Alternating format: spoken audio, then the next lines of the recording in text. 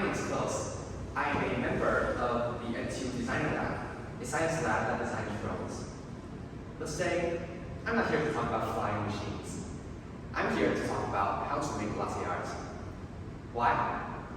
Well, it's because surprisingly, during my time in the lab, I've learned more from latte art than designing drones. And now to me, latte art isn't just a fancy way to decorate my coffee. It has become a gesture of love and care. And to help you really understand what I mean, let me first take you back 1 year ago at the Designer Lab. We were one of Taiwan's leading labs for drone design, and we run on a pretty tight schedule. So, to manage our work, we will have meetings with our mentor, Mr. Davis, to plan out the week. Now, Mr. Davis is a passionate person who brings a lot of energy to the meetings. He loves to discuss, and he loves to talk. However, one day he came to the meeting without his usual smile and his energy. He came in, sat down, and just stared at the wall, looking completely lost. Something was off, but we couldn't figure out what it was. So, as an attempt to cheer him up, we decided to make his favorite latte recipe, since he was a big latte fan. And so now here, I would like to show you how we made our first cup of latte art for Mr. Davis.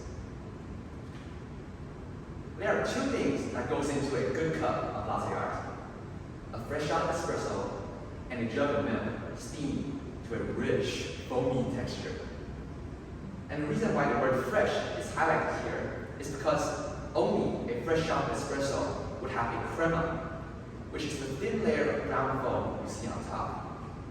Now, this layer of foam would act as a base to hold our milk, which allows us later on to create different patterns on top. And now, knowing the ingredients, we are now ready for our first cup of latte art. So to start, swirl the espresso around to spread the crema evenly across the surface.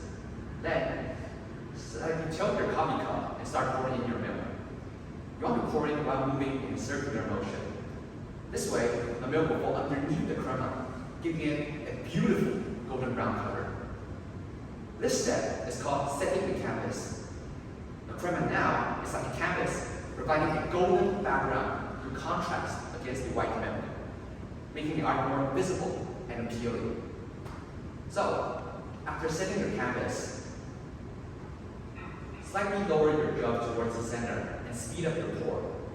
And as you speed up, a white pattern will start to emerge and naturally wrap around the cup. And when you're almost done, pull up into a thin stream and pull straight through to create a heart. As you see, the heart is a pretty simple design, so we picked it up pretty quickly. And from then on, we began serving it to Mr. Davis during lab meetings. At first, he still looks as gloomy as ever. But as time went by, his energy slowly recovered. He started joining our discussions. And finally, we began smiling again. And eventually, we find out what happened to him. It turns out that day, his dog passed away. And for a while, he was going through the emotions. That's why he looked so depressed. And that got me thinking, how could a few cups of coffee manage to bring him back? And then it hit me. Making the latte art was a small action, but the heart on top meant more than a fancy design.